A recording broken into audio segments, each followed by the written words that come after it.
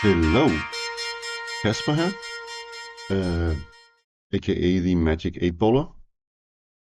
We are going to play my game Stab, which is actually a side project of my other game, role-playing game, Quackmoor, which is an interpretation, inspiration, sort of role-playing game of the early role-playing days, namely Blackmoor. Um, But yes, this is Stab. I'm um, I've been trying to do this video so many times, you won't believe it. What I seem to fail on is that I want to try to explain my game, and I'm terribly bad at explaining my game. So I thought, why not just show it through play instead? And now we get a little visit of my cat Ruth. Hi Ruth. Um, she is a bit upset with me, I think. I did not play enough with her, or I did everything wrong, or something. I don't know. Uh, she's a bit, I don't know. Let's hope she doesn't scratch me or anything. Anyways, I don't think Ruth will come on the table. She knows better than that when I'm playing solo. Um, yeah. Is this looking a bit dark? Can we, I don't know, get some more lights? Shit. Here. So, what I thought we could do is I thought I would make a teeny tiny hex flower using the sandbox generator. And I rolled a village name, Insel in Perlin, Insel in Perlin, and it's placed in a valley between some hills. Then I rolled a die where to see if there was or I decided that one of the nearby hexes would have a dungeon. And I rolled that it was this one down here. It doesn't really have a name. It's in the grassland, so I'm assuming it's a um, sort of burrow, um, a place with graves and, a burrow. I have my little notebook for writing monster stats and whatnot when we get into combat, and can also keep track of. I can keep track of time over here. Then I've got my dice, and I will introduce you to the already pre-generated characters. You can see them over there to the left. And I will get the character sheets up. I am using Clip Studio Paint for the character sheets. I'm going to make this a bit bigger while we talk about the characters. And let me jump to the first character you see over there. So the first character on the top left corner is Yanni. He's a young man. He's a fighter, and I'm picturing Yanni sort of perhaps he's sort of a nobility, or not a nobility, what do you call it? Noble blood in his vein runs in his veins. He's a bit posh, but he's really strong actually. He does not look so strong, but he is. And he's also quite aware of his surroundings. So maybe I should go over some of my rules. If you can see the ability scores there on your left hand, S is for strength, T is for toughness, A is for agility, B is for brains, and the exclamation mark is for willpower, presence, and awareness. So it governs all three of those. Yeah, and it's because it's sort of based on Blackmore rules. We are going with a sort of hit die system where hit dice do damage. So fighters at level 1 start with 2d6 as that damage die. He's wielding a bastard sword, so he has a +1 wielding it in one hand. He's wearing a chainmail armor and a shield. And then he got some abilities. They will come into play later. And I bought some equipment for him. So the rest you will see later on. And then we jump down to Hester, the group's cleric. And I shall also mention that many of my sort of quote unquote rules are I wouldn't call them a compilation of other people's rules, but you know, when you make a game, you take from a bit here and a bit there and stuff like that, and then you melt it into a pot, and then or a cauldron, and then you brew something new. So as I think you'll see some soft stuff from OD&D, and there's also a game I found that tried to come quite close to Blackmore, which is called Dragons at Dawn.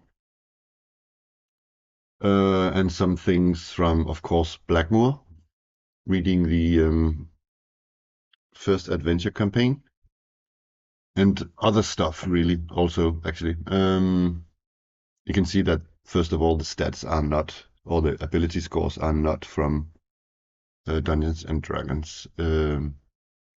So, if you are familiar with any of those games, you will see that I am not far from any of those. Yeah, Hester is the cleric. Clerics are a class that I'm a bit sort of under construction still. I'm wondering whether I should give them spell points as well. But as of now, they don't have spell points. So they can just use their abilities one time per day. And you can see some of the abilities down there, that is, except Exorcism, which can be used once per fight, which is your equivalent to your turn undead. Then she has a heal, a ward spell, and levitate spell. And that is all spells clerics get. And then she can speak and read and write Olden. She is clad in plate mail, also wearing a shield and wielding a morning star. Yeah. Then we jump to Yara. She is sort of the thief of the group. I call that class a trickster. They can do tricksy stuff. Because Stab is a human-centric game as it is now. I focused on humans. The trickster or the thief class got the spot secret doors ability. But if you're familiar with OD&D thieves, I know that they were not part of the original game. They were introduced some years later, but Assassin/Thief was a part of Arneson's Blackmore. But you can see that the skills, I should call them instead perhaps, the tricksy skills are should look somewhat familiar to Dungeons and Dragons. Yeah. She is wearing leather armor and wielding a couple of daggers and a bow. Lastly, we have the groups Sorcerer. I call it Sorcerer in my game. You could call it whatever you want. A wizard is also fine with me. They have uh, 5 spells, and that is all they will ever get. They have Animate Object, Blitz, Darkseeing, Fireball, and Invisibility. Then they got this Alchemy sort of ability, potion crafting ability. And then they got this special ability with their Familiar. There's special rules about Familiar. Yeah, he's wielding a short sword. Sorcerers can wield swords in my game, but not long swords, only short swords. So yeah, I think the rest will show up in the actual play. What I want to do is I want to make this a wee bit smaller so I have room for this. Oh, there maybe a slightly bigger so we can actually read it. And the room for the notebook down there, and then we are going to take a look at this little hex flower here. Because I could have rolled details, and I probably should have.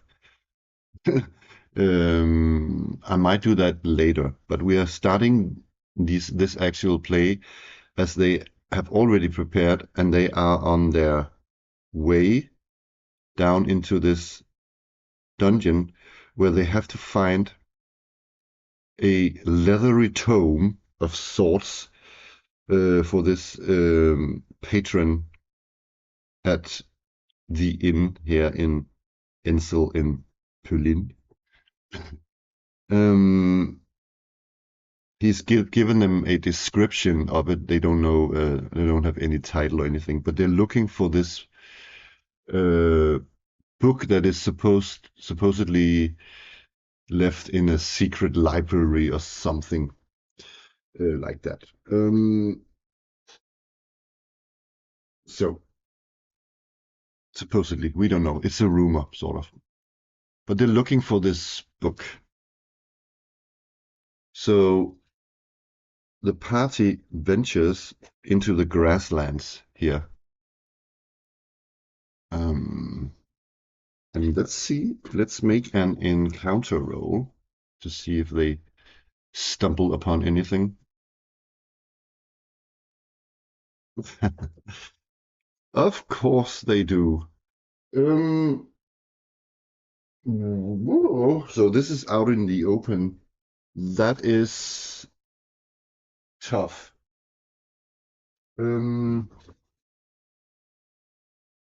I can tell you how many times I've made this video where the party sets off to a nearby hex and they get a TPK right away.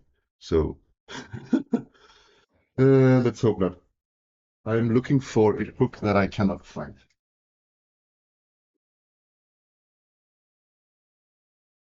I have these two to help me find monsters because I do not have a monster section in my book. And let me hide that character sheet. So they travel down here to this dungeon. I don't know if it has a name. It's some sort of burrow. So I'm using Swords and Wizardry. White Box rules by Matt Finch and Marv Brake. And it has a handy little monster table here. And we are out in the wilderness in the grasslands. So that is out in the open. So we are going to roll a 10-sided die. That is so funny. This video that I have tried to make over and over and over and over, I always rolled a lycanthrope. That is very, very, very cool though, because I know them That we have lycanthropes on page 172 in this book. Wow. Groundhog Day. Okay, sorry, I was wrong. 171. Okay. So the question is, uh, also, I actually did make some stab videos when it was in another, when it looked a bit different. That is so funny. Anyways, let's roll whether it's a, uh, as Goebbels calls it, a conventional werbeast or an unusual werbeast. So it's, I guess that's 50-50.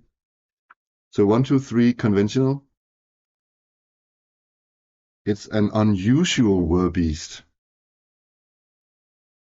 Interesting. 4. What? A hateful goose? In its human form, it's an irreverent urchin. It's very, very funny. Oh my God. Skirvels is the gift that just keeps on giving, or what do you call it? Okay. Hateful Goose on page 200. Say what? Oh my God, a Hateful Goose. I'm going to. What is that? So it's a Hateful Goose were beast. Appearing 1 or Runus Gaggles of 3d6. Hit die 6. Okay. So, as you can see, LOR, you don't know that, but in my game, hit dice only goes up to 10. So what we do is that we take and divide hit dice when we use other OSR products. We sort of halve it instead. In that sense that we say it's 3 plus 3, because then it's 6. So this is a very, very tough monster in my game. 3 plus 3. Appearance: a pony-sized goose, dead black eyes, serrated beak, long twisted neck. Voice: silence, then a flurry of honking. Once: destruction, mayhem, and desolation. Morality: distilled avian malevolence. There's some names here I don't. No, sorry, words I don't know. Sorry, I'm not English. Intelligence: more cunning than most people, but easily blinded by rage. Armor as leather, immune to divination and mind-altering effects. Divination.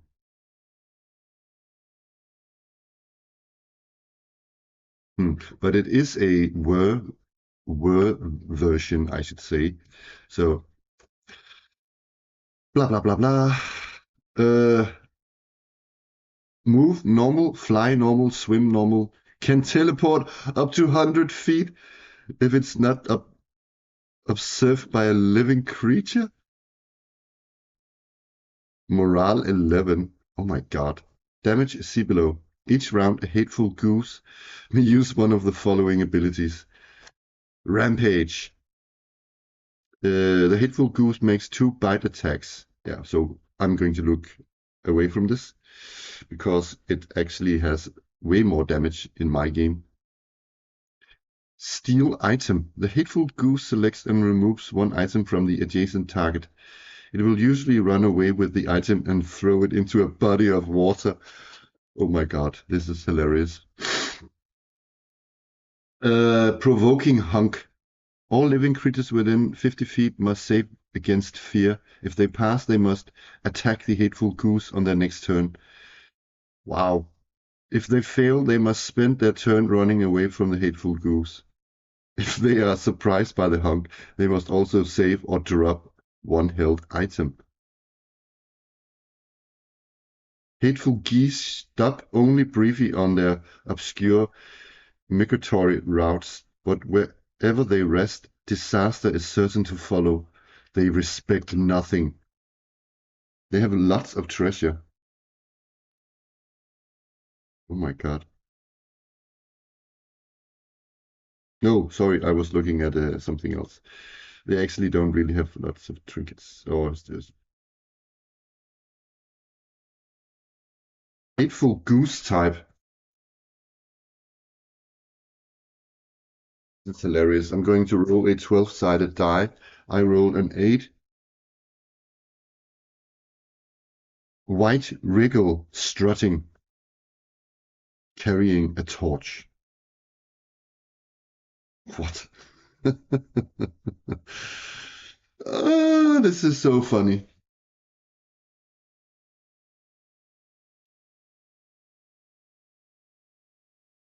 Um, okay, so we have to. Okay, so I'm going to say there's only one. And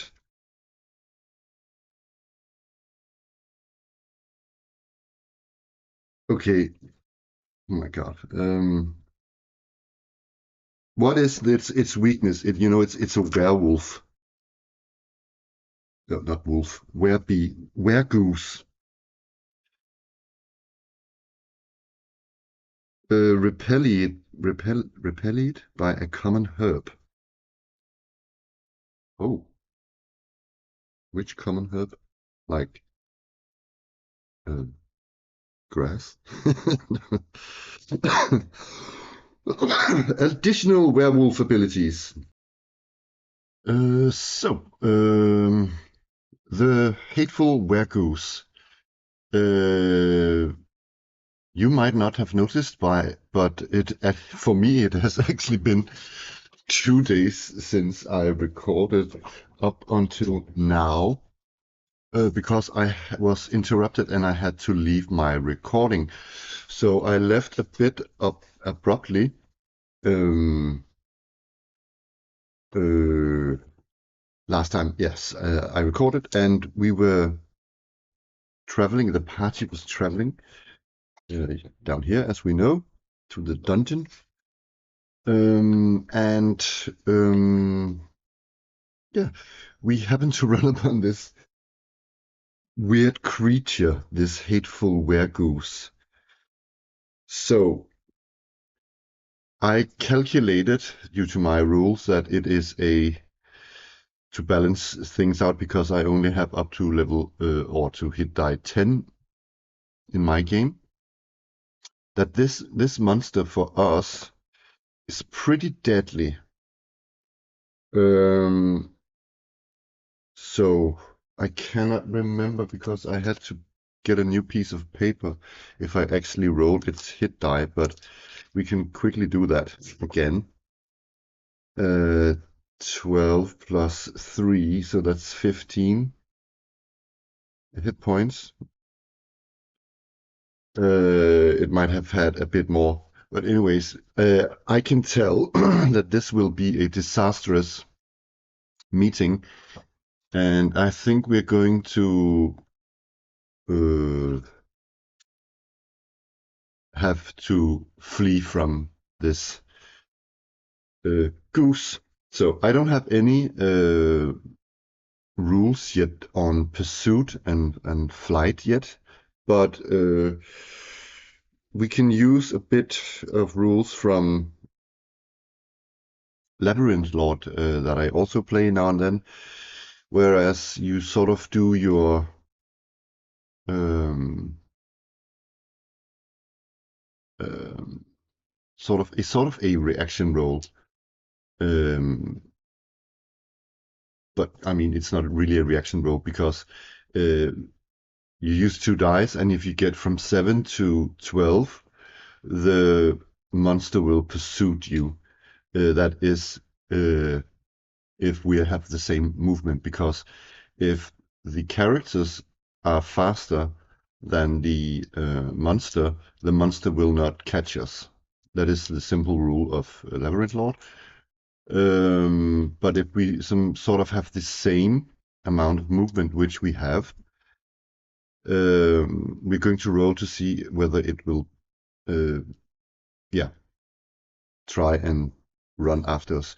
We also read that this wergoose was quite fond of stealing items, and just because it's literally just crazy and throwing them into the nearest body of water. I think if we find out that the wergoose runs after us, I think we will drop something valuable for this monster, sort of to distract it, in the hopes that that will work.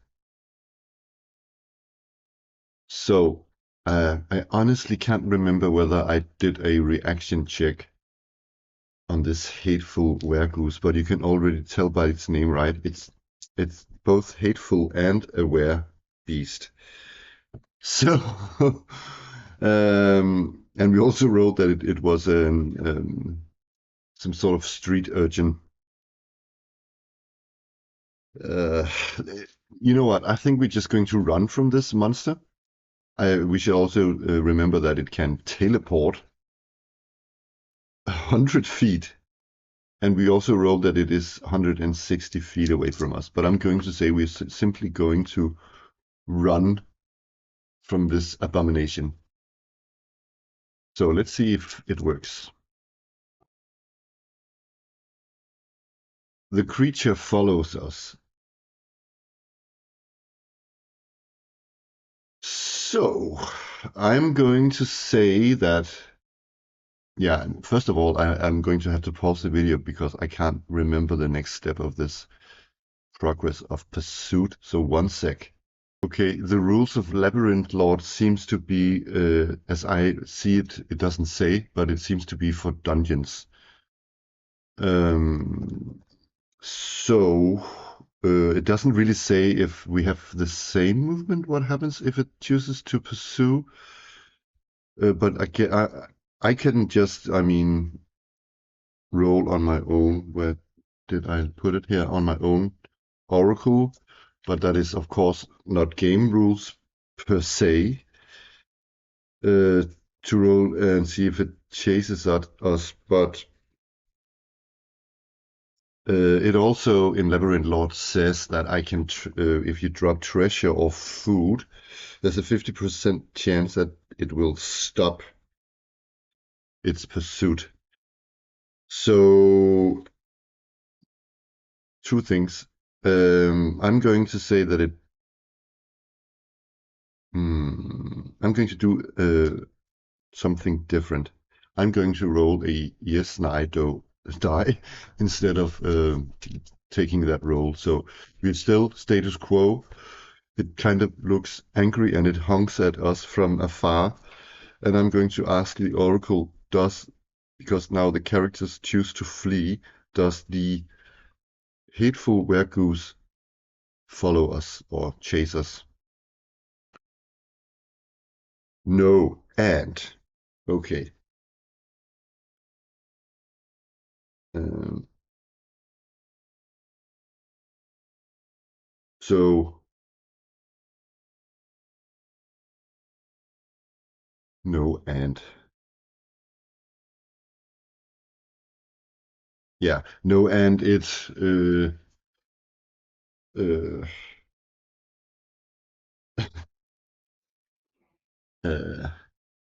and it wasn't really interested in us anyway. It was something else next to us. No, I don't know. It does not pursue us. So thank God for that. I'm going to say that I will probably come up with my own pursuit rules at some point, but my game development isn't just there yet. What I have been doing, I have actually made a new character class today because I felt I needed one or two more classes because I felt that the game could carry that, or it because it's a human centric role playing game, or you as adventurers can only be humans. So I felt that we were lacking a bit of options here. So I've made one more character class, which is called the Peddler. It's just sort of a traveling salesman that also has a riding goat. Yeah. If one of our characters should pass away, I think we're going to roll a peddler. Let's hope not, by the way. We could also maybe just expand the party. I don't know.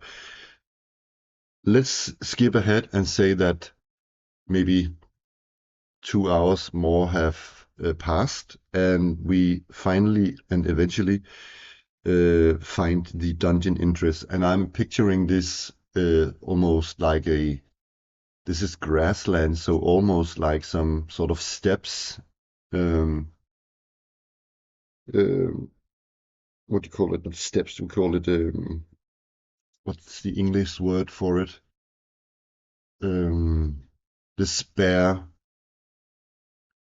Uh, what is the English word for it, anyways? One sec. Yeah, okay. Grassy plains, or almost like a sort of uh, badlands, almost like very sort of bare and really low bushes, and only here and there, and maybe some rocky outcroppings here and there.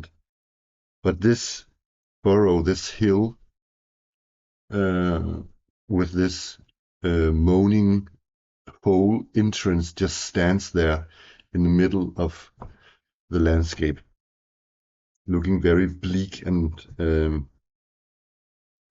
foreboding. So the party enters with nervously, and I think Kalido is going to light a torch. So let me take that off. There we go. And let me just see if I got the character sheets in the right size.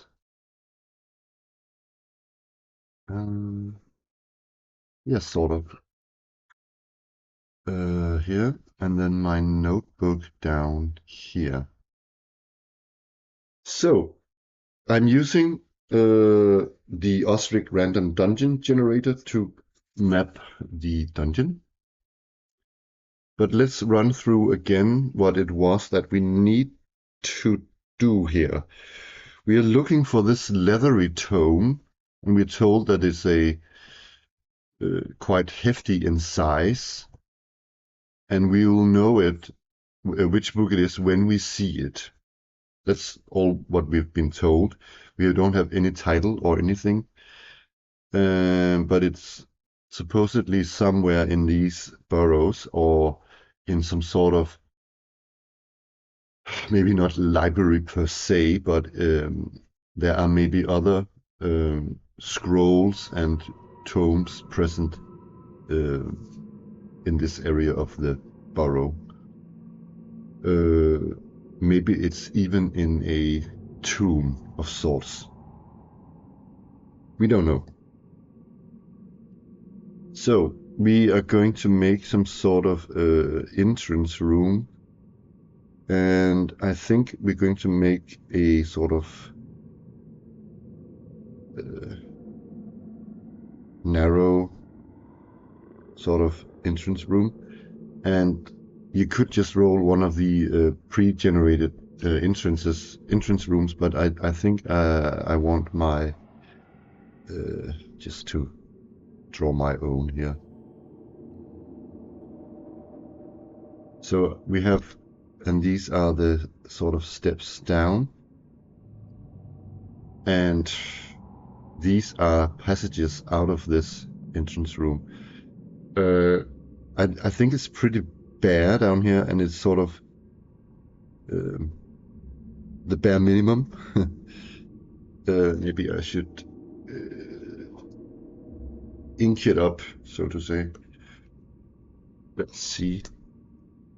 I have a pretty fine liner here.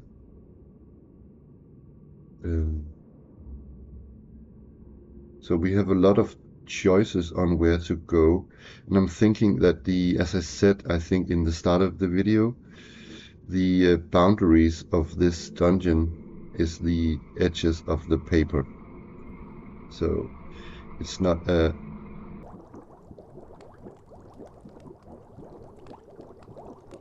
let me do some patches here.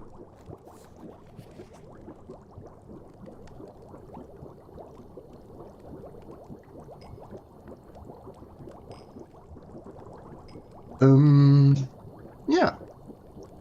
So we have a torch, and the party decides to go. I'm going to roll a 5-sided. I almost said it's a 10-sided and divided by 2. So that is a 2, and I'm thinking 1, 2, 3, 4, 5. So here, up this northeastern corridor. And one thing, I think we have Kalido up that I wanted to sort of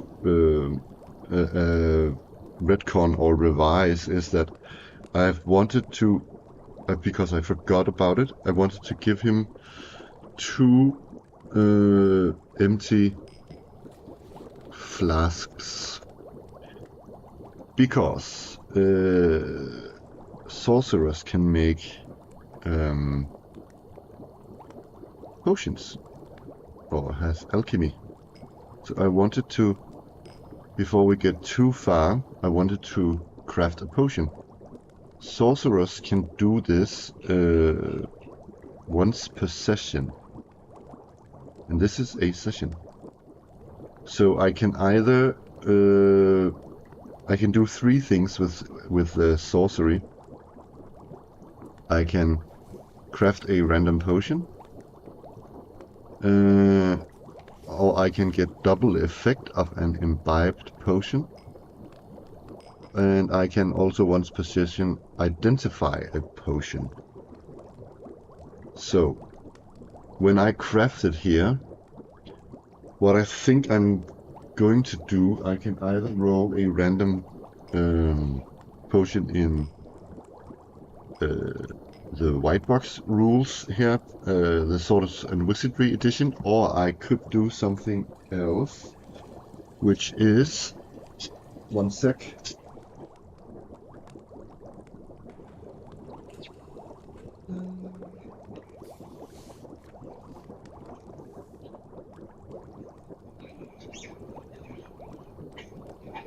I could do actually a couple of things. I could take potion effects from Knave, those are really great. I could also use Madeline Hale's Table Fables, and I think there's one with potions. Here we go, page 38. So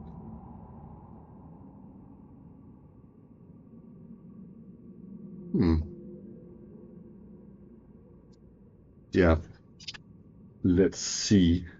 That is quite funny. I think let's try and do that. So potions. I'm going to make potion, and so I am going.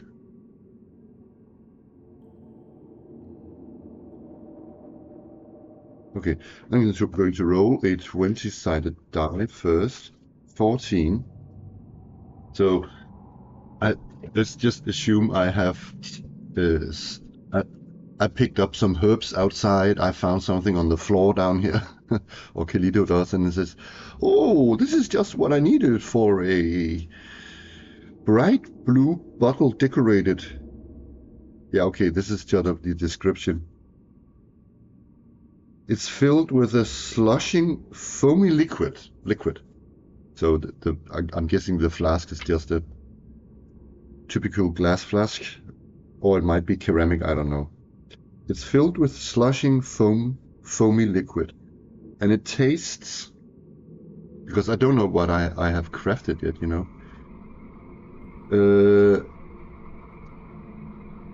Tastes like garlic. Actually, one of my no, I don't think any of my characters bought a garlic. No. Um,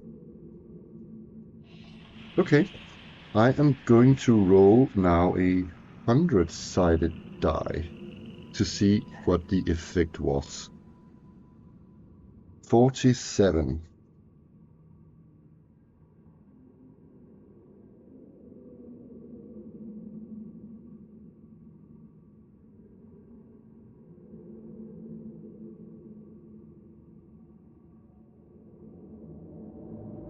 Yes, for this, I have to use my other ability. Oh, yeah, I haven't even crafted it yet. I think I need to roll, right? Let me just see. I can't remember my own rules. Yeah, on a successful brains check, I have to roll. I have to roll. So let's see if I can craft this potion.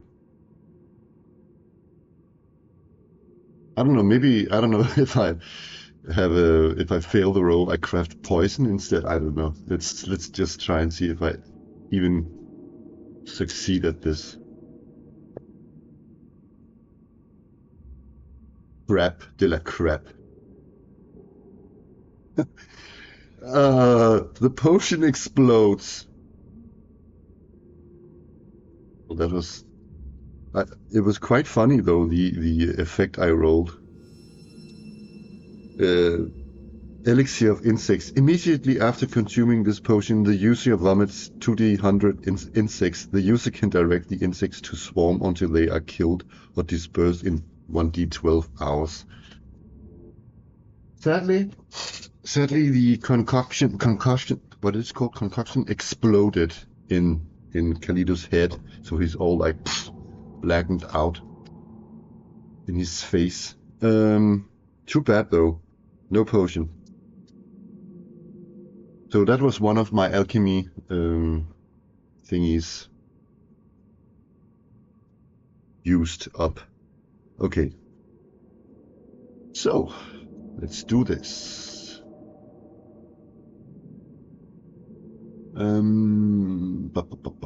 So I am rolling on the random dungeon generator, mainly on the general table.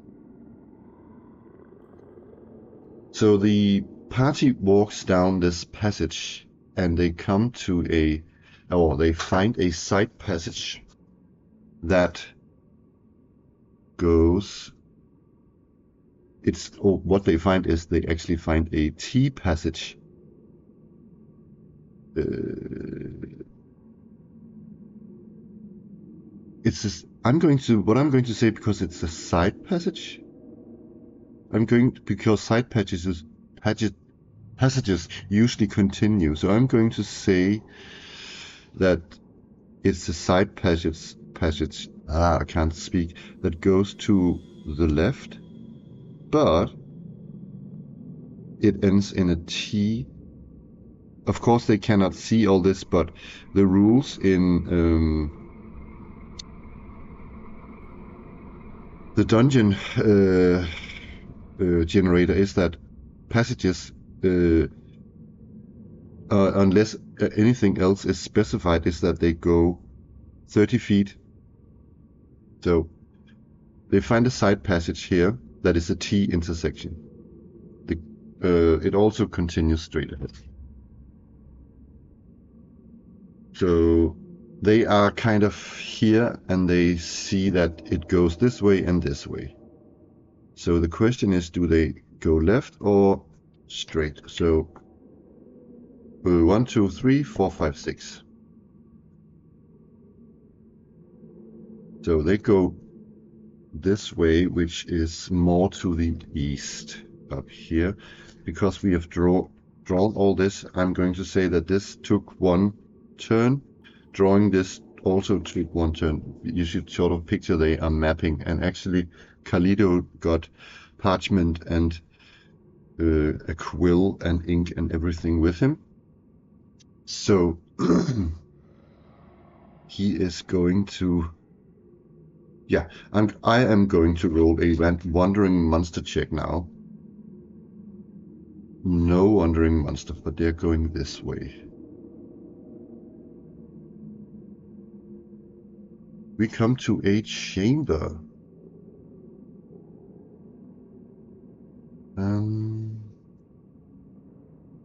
That is 30 times 30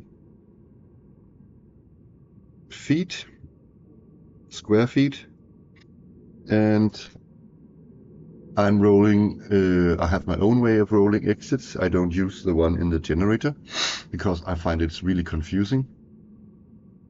So I'm rolling a 6-sided, and 1 and 2 is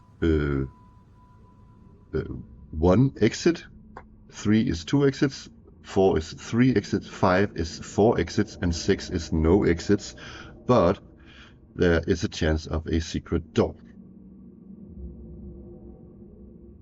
No exits, but a chance of a secret door, and I'm going to say that that's a 50-50 chance. So 1, 2, 3, there is a secret door. There's no secret door, so it's just chamber with no exits.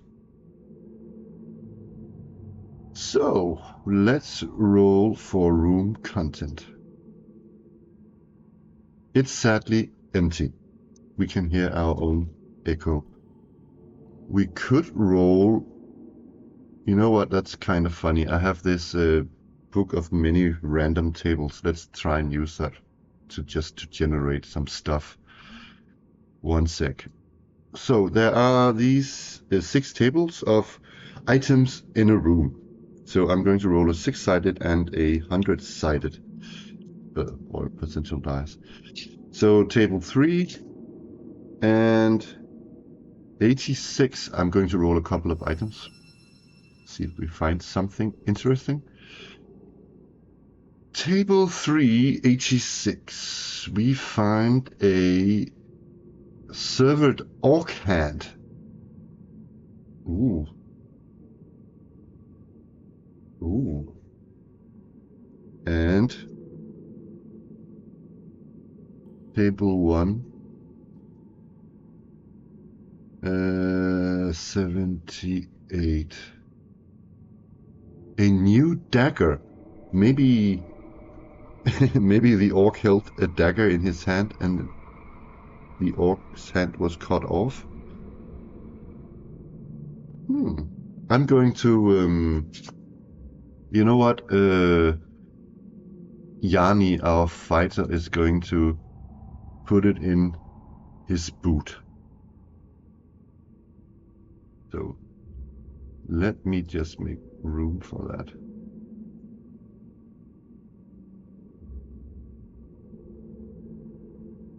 Dagger, that is a same as hit die, which is actually 2d6 minus 1 because it's a dagger, but that is not the whole truth because I have +1, so it's just 2d6. Yeah, because classes use their hit die as damage, so because he is a fighter, he does more damage with a dagger. Anyways, let's continue and let's leave this empty room behind and go. The question is, do we go? So 1 more turn has passed. 1, 2, 3, 4, 5, 6.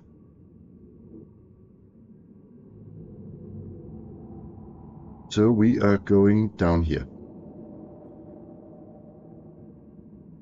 1, 2, 3, 4, 5, 6. So we're going down here.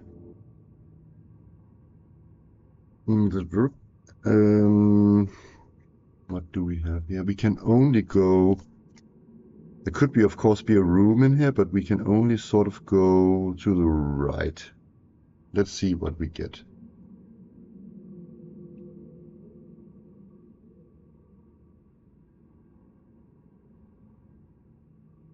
A side passage again. Yes, left 90 degrees. That is not really possible. So we can go to the right, and the rules of this random dungeon generator is that you should only make if the dungeons should make sense when you roll, so you can't. You are allowed to sort of make changes if it makes sense. So we're going to say that we are going to the right down here. And I am going to say that, how far was that? 1, 2, 3. Yes, we're going to travel a bit further before we roll. I shall also remember to roll passage with. I can see that I forgot that. I will do that next time. Ooh, we have a wandering monster. So I'm rolling on this table again to see where it's coming from. From a door. Where is this door? It's straight ahead. So we're looking down here, and what I'm doing when I roll these, when I get to this section here, when I look 30 feet down, because the lantern light can only, or the torch light can only light 30 feet, is that I add an extra segment here, because I also do that when I draw a new passage, because it is not visible in the light here, so it couldn't be here, because else the door would have been here. So, okay, anyways, wandering monster. And we're going, as we usually do, use both these two guys. They go well hand in hand.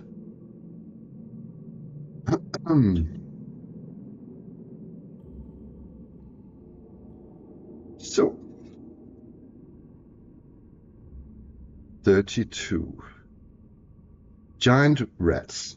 Classic. We got giant rats, and I don't think I will need to use the monster overhaul for that. So we got giant rats. They are, I think, half a hit die, so they are quite easy. Rats, giant.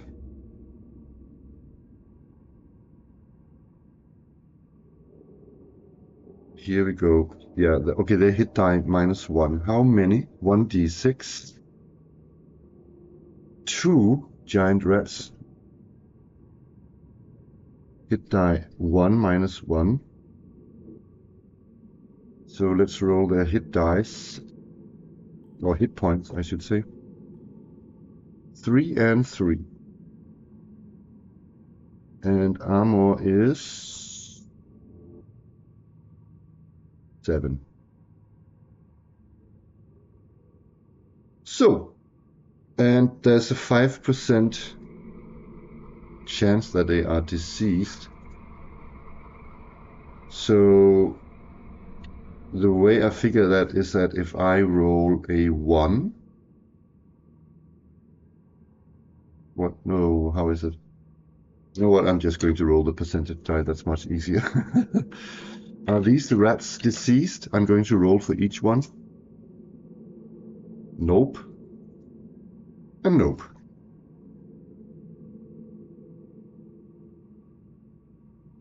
Yeah, 1 in 20. It was a 20-sided. I figured that.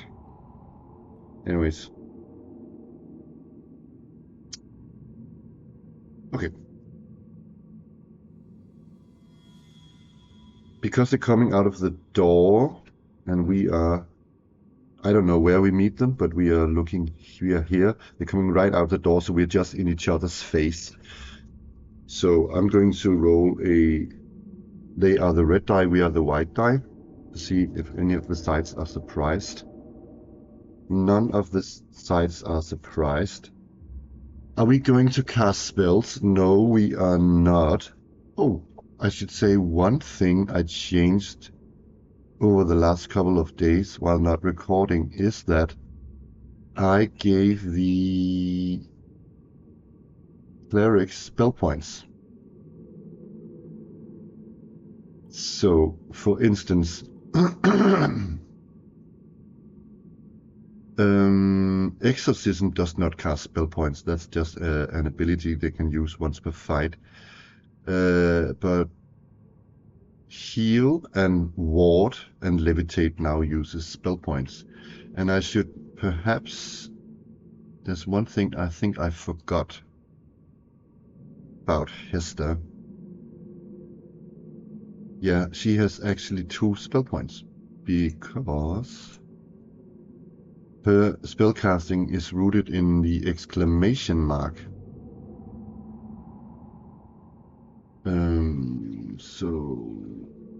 Which is the willpower. So she has, or let me actually see. Yes, she has 2 spell points. Do we want to cast spells? No, because this is quite easy. Let's hope I didn't jinx it. Who wins initiative? Oh, and also the marching order is the fighter Yanni at the front with Hester at his side, and then at the back we have Yara and Palido. So, if our characters were wielding short swords or spears, there could be up to 3 humanoid-sized creatures standing next to each other in a 10-feet corridor. But because they're wielding a bastard sword and a morning star, there's not room for them. Rats, however, are smaller, so they are side by side, but there are only 2. And I would probably also judge that there could be 4 rats. They're sort of dog-sized in 10 feet. I don't know. Let's see. I think I rolled that they attacked first. I see over here. So, giant rats, who do they attack? They can only hit the 2 at the front. So, I'm going to roll a 4-sided. 1 and 2 is Yanni, 3 and 4 is Hester. They attack Yanni, or one of them does. So I'm going to roll the potential damage die first, which is the hit die. I rolled a 1, which is 1 because it's the minimum. And, whoa, does the rat hit? Oh my god, the rat hits actually. It rolls 3 minus 2, which is 1. So, Yanni is taking 1 point of damage here. I don't know why it says 0. I think I did some playtesting.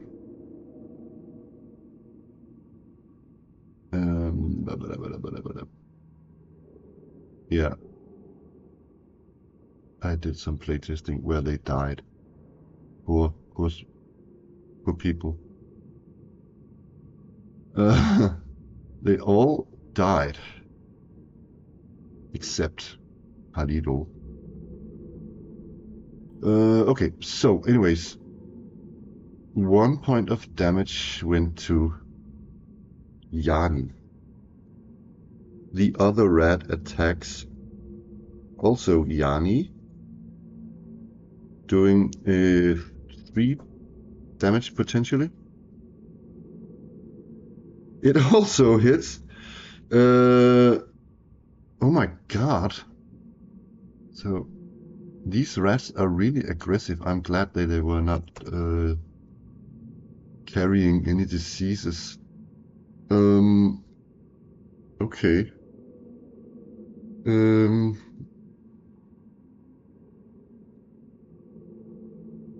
Okay. One thing I forgot though was that it's actually, but it doesn't really matter, is that in combat, both sides, if they have anybody with missile weapon, it missiles weapons first. But we're standing in this tight corridor, and there's really no room for Yaro to shoot. So I'm just not going to say that any missile weapon did happen. So now it's, and we chose not to cast any spells, so it's Yanni first, our fighter, rolling potential damage. 2d6 plus 1, so that's 7. Make a mark of that here. 7 in potential damage. Can I hit the rats? 10, 8, no. So the rat could hit us, but we cannot hit the rats. So now it's Hester. 7 in potential damage. She has a plus 1. Does she hit one of the rats? Yes, 8 minus 2 is 6, and that's under 7. So I rolled 7 potential damage. So what happens here is that this, in my rules, is that the first rat dies, and damage carries over to the next adjacent target. But we have to see if the giant rat is hit. It is. So we killed those giant rats. Chop chop. And I'm going to make some marks here on experience points.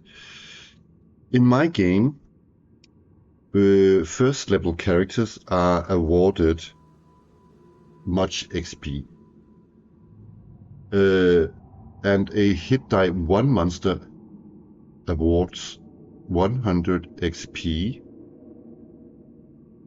There were 2 of those, so it's 200 if it's a 1 HD monster. But these were 1 HD minus 1, so they each yield 90 instead. So that's 180 experience points. These 180 experience points are then divided by 4,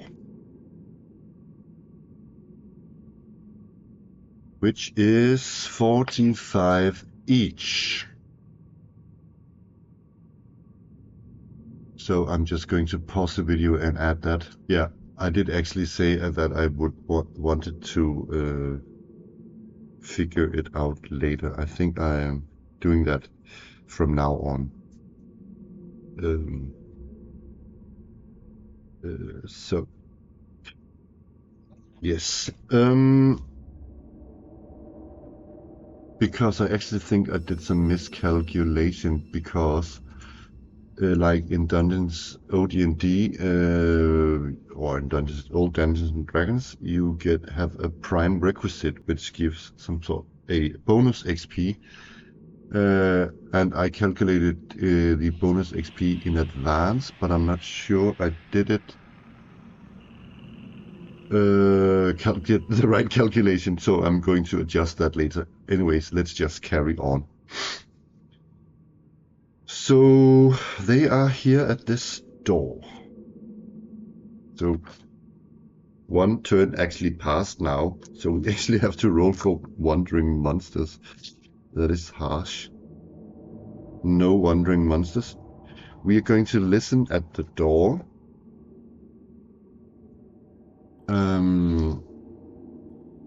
I know for a fact that Carlito has insanely exclamation mark ability score of 9, But he rolls with a disadvantage. But let's just roll for Yara, who is skilled in this. So 2d6 minus 2 under her awareness, or I should say exclamation mark, is a 6. 7 minus 2 is 5, so it's under. So she sticks her ear to the door to see if she can hear anything beyond. Whoops. And if there is something beyond the door, we will not be surprised. So, what is behind the door? Yeah, also we have to... yeah, two things. Most doors in dungeons in my game are stuck. There's a chance, however, that some are locked. So I'm going to say that on a roll of 1 and 2, the door is locked. On 4 to 6, it's simply... Sorry, 3 to 6, it's simply stuck. So...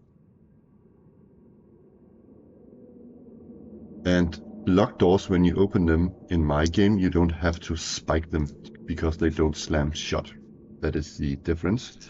Anyways, I am going to see what this door is. It's locked. And good thing that we have Yara. She can pick locks. She should have lock-picking tools. I can't see them on my character sheet, but she should have. Maybe it's not a thing you need to track. I don't know. Anyways, 2d6 under her. What did I write? Is it agility?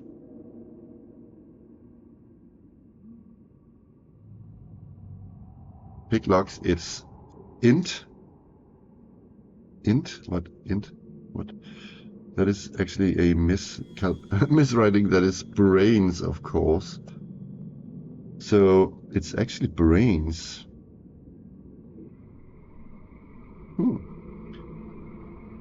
She's not so great with brainy stuff. She needs to roll under 5. Wow. 6 minus 2, that's 4. Luckily, she just manages to open the door.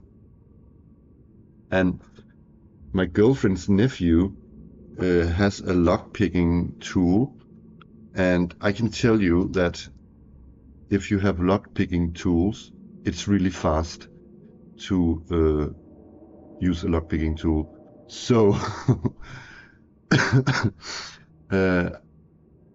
I'm not going to say that this takes a turn because it actually goes really fast. So, what's behind the door?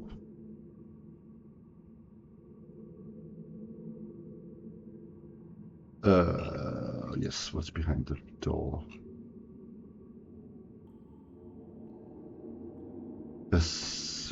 Parallel passage.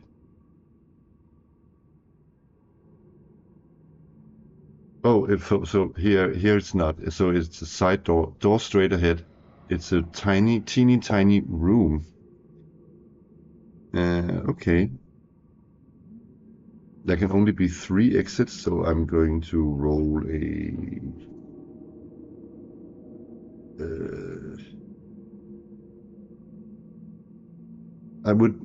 I would deem this really silly if there was no door, so I'm just going to roll a 3-sided die. See how many exits. There's 1 exit. Where is that exit?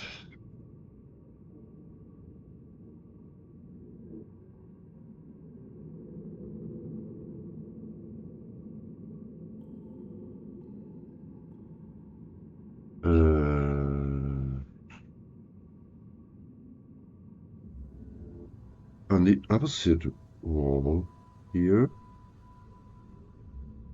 So we still have to roll. So this was... Oh, actually, I should remember to give them room numbers. So what is in here? It's probably both a monster and a treasure. Yes, I rolled monster and treasure. So I'm going to roll, first of all, just to see what it is we got, that the treasure, what sort of containers it's in. It's in coffers.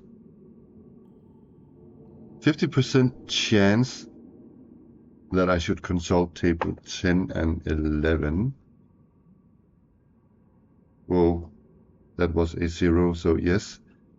So the treasure is guarded by a trap and probably hidden by or in something. What's it guarded by? Contact poison on treasure. Treasure in coffers. Contact poison.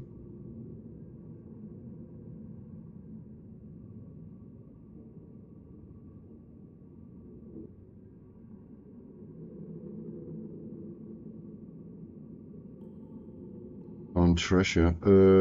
What else? It's treasures hidden by or in. Invisibility. Oh, hidden by invisibility. So invisible covers.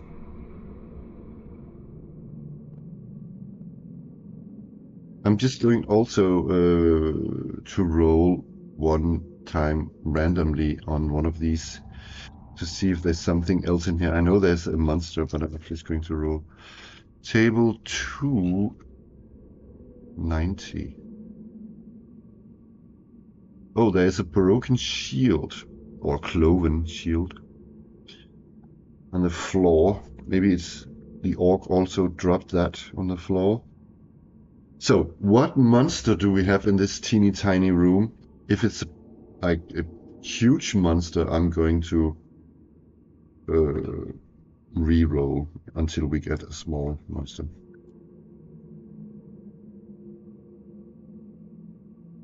71. Oh my god. There is a magic user. 1. And he is level 3. So he has, in my game, 3 hit dice. Oh, that is interesting. That is very interesting, actually. So, first of all, are any side surprised? We are the white die. We are surprised. Okay, let's have a reaction roll.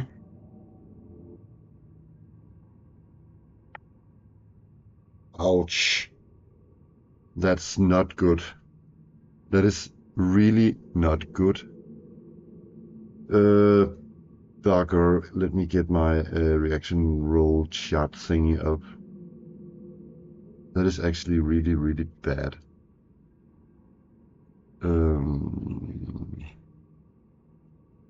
I put one in my game Quackmore.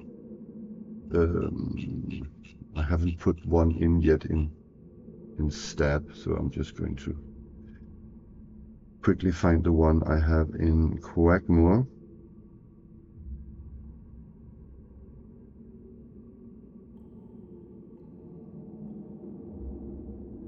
Possible attack, roll again.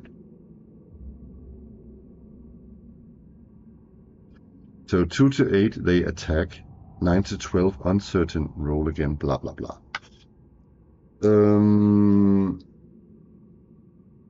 So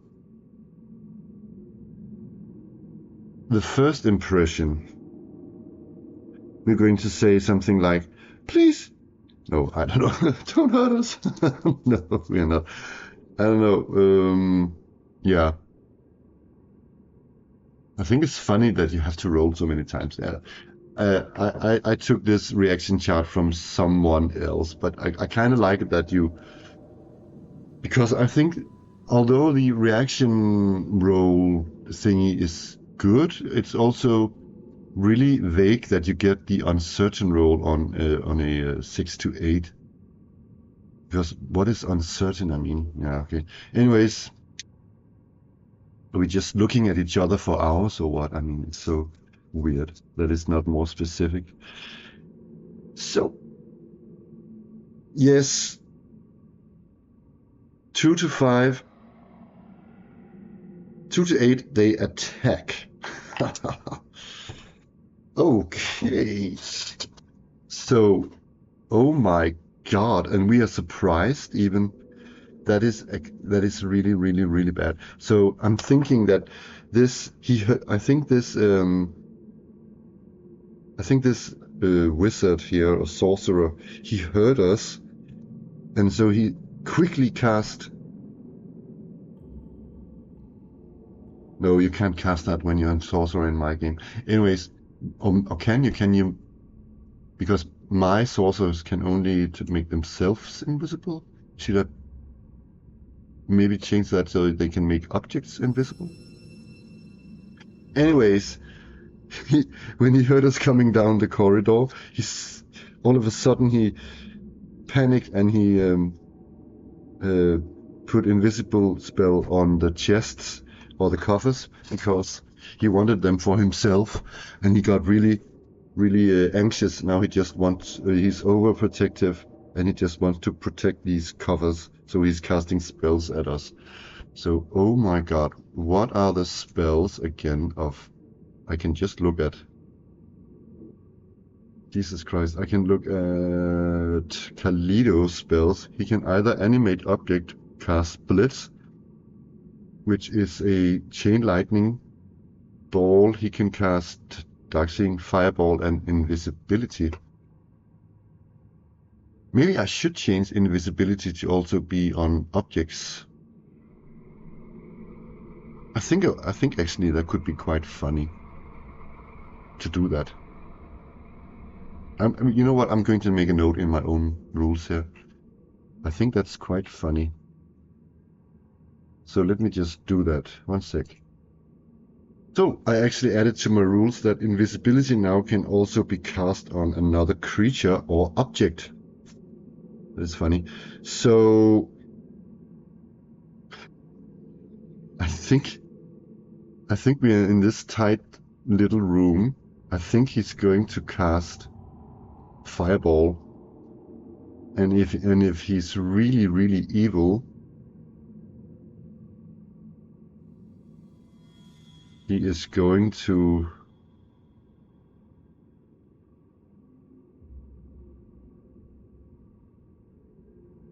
Does he cast? I'm going to ask the Oracle. Does he spend all his spell points on one gigantic fireball? This could mean the death of us. Oh, one thing. My rulings. We cannot fight. We cannot fight a hit die 3 monster.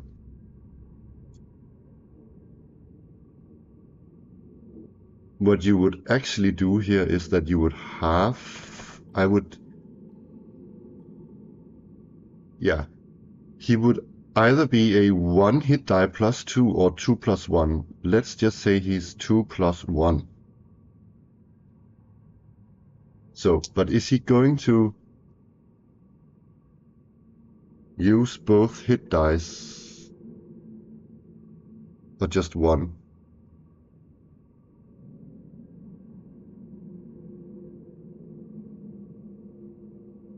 You know what?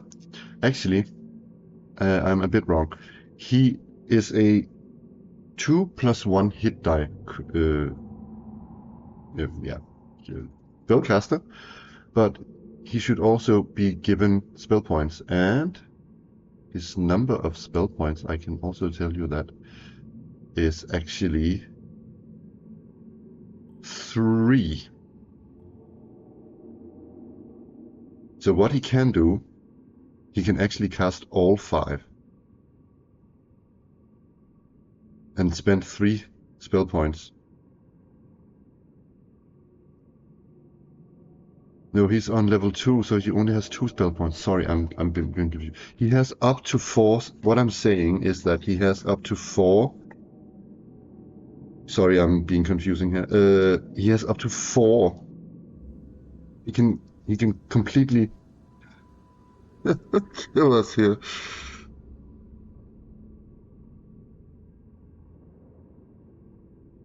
Okay, I'm going to ask the Oracle. You know what? Maybe if he, let's see, if he rolls really, really bad and we going to take him down, I think he will keep 1 in reserve to become invisible, to flee. So if I was a smart wizard, I would not use all. Let us see. He's a hit die 2, so he has a base damage of 2, and he's going to spend 1 spell point to add a 3rd. This is really, really bad. And who is he casting on? Let's just make it random.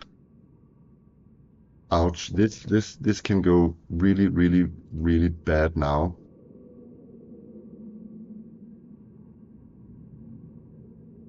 Oh my god.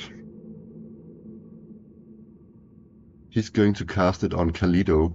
He sees this novice spellcaster and he thinks he's the biggest threat to me. Oh my god. Oh. Okay, 2 things. It's not spells yet. We have a chance here. And the reason why this is because we should have a chance. The game rules are this way because we should have a chance against wizards and sorcerers because they are really powerful. And that game design is that missile weapons are first. Because if we are hitting him with an arrow, he will not be able to cast his spell because he just declared spells. He's sort of preparing it. Meow, meow, meow. Are we going to cast spells? No, we can't do that because he surprised us. Sadness overload. Okay, shit. This is so bad. Bye bye, Kalido. Okay. Potential damage. Could be worse. 5, 6, 7. Okay.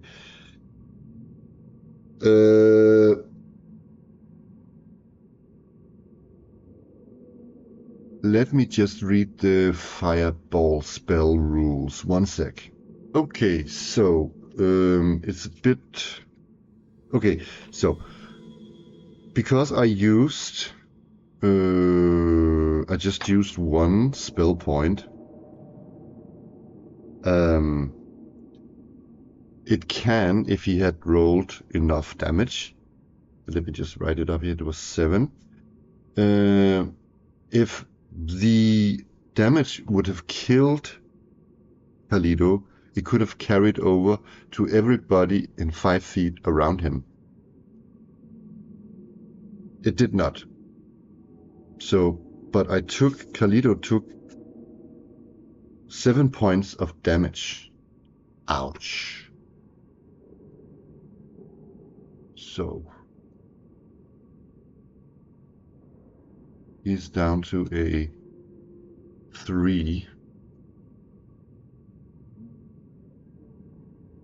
So, I really, really hope now that we win initiative.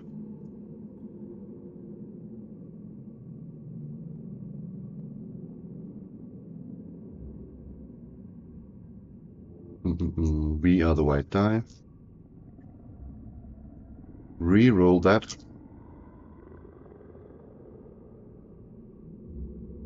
Re-roll again. There was 2 1s. Come on. Yes, we won initiative. Are we going to cast spells? Hell yeah. And is he going to cast spell? I think he is. But I'm going to I'm going to let, because we're in a room, I know it's tight in here, but I'm going to say that Yara jumps to the side and fires a bow so she can disrupt the spell casting of this sorcerer. So, missile weapons first. Okay. She has a 1d6 hit die, 3, and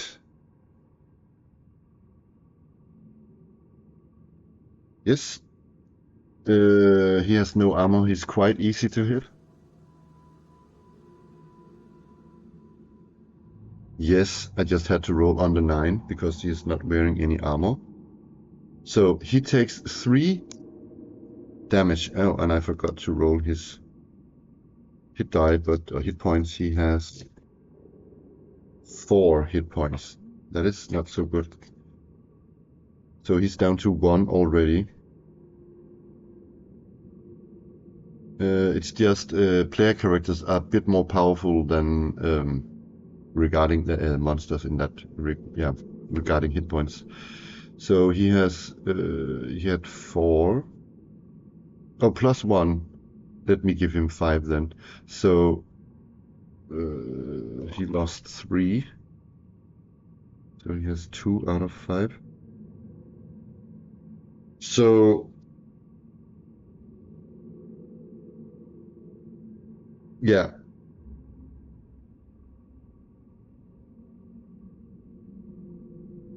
I think there's a chance that he gets interrupted because when player characters get in, there's a chance we also.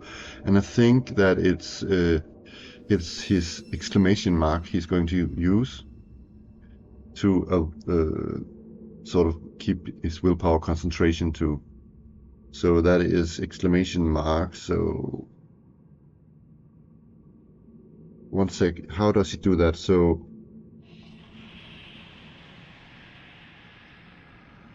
oh, it should have been against. Normally, I use that the opponent's danger save number they have to roll under is the roll that the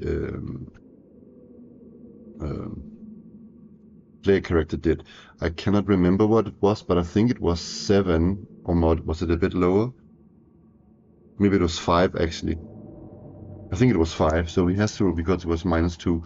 So he has to roll under. If he rolls, yeah. I mean, it's because that. Yeah, I didn't really think about this enough clearly because opponents don't really have ability scores. So I'm going to say it was her attack roll that he has to beat in that sense. So he has to roll under 5. Shit. Shit, shit, shit. He rolled a 5 -2, which is 3, and it's under 5. So he does not lose concentration of the spell. Okay, so before melee, it's actually spell casting. We choose also to cast spells, so we are luckily first. First, I think I will cast spells of Hester. She is going to cast her heal spell on Elido. And let me just see, she has 2 spell points. She is a level 1 cleric, so let me just see. Healing is the same as the hit die, plus spell point invested. And I have to invest once. No, 1 spell point invested. Sorry, one sec. God, I'm confused. Yeah, it's simple. It's just he can just per spell point invested, he can just heal the cleric's hit die. So I think he wants to make sure that Kalido does not die this round. Should he be so? What he's going to do is he's going to use both spell points. Or is he really? He can't cast any other spells. Yeah, let's do it. Let's make sure that Kalido doesn't die. So it's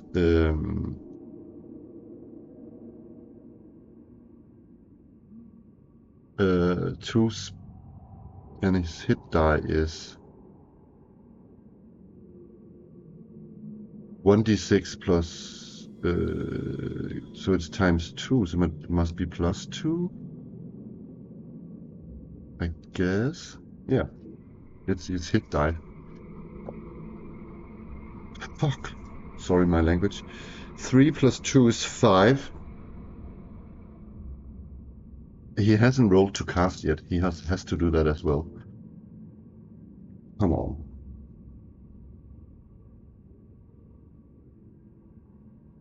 That is 8. Oh my god. Oh my god.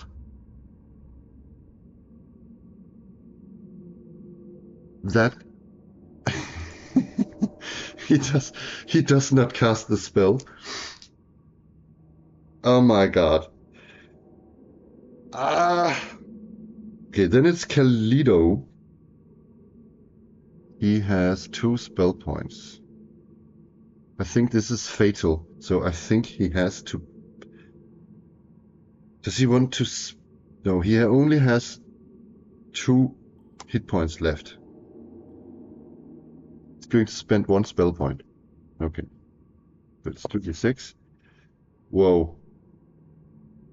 So I have the potential damage. I forgot to roll to cast. But if he does, damage is 10. So he rolls. That is really good. That is 5. So that's 3. So he has to roll. The other wizard has to roll under 3 to avoid the spell. He does not do that. So he is a fried chicken. Scorched. Thank God for that. He spent 1 spell point.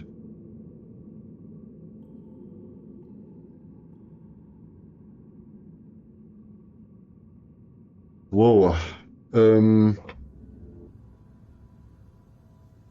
So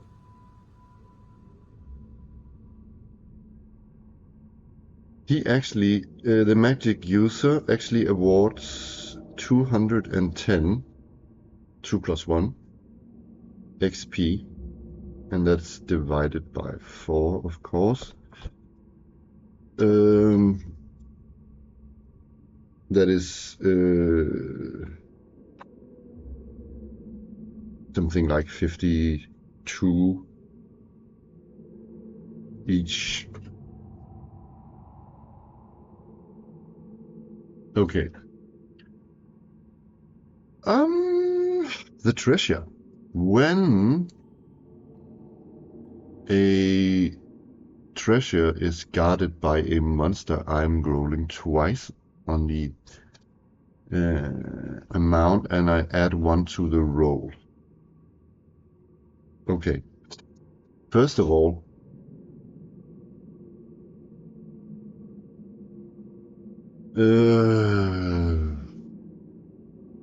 this is really good for my game design here. How do we spot a invisible covers? Is that something wizards can do? Or is it something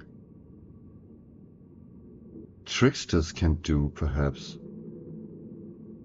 Something like spot illusory tricks? You know what? This is not really. I'm not trying to bend the rules for my. This is me game testing also, so I have to figure out how, how should they even. I mean, of course, they could also just walk on by and don't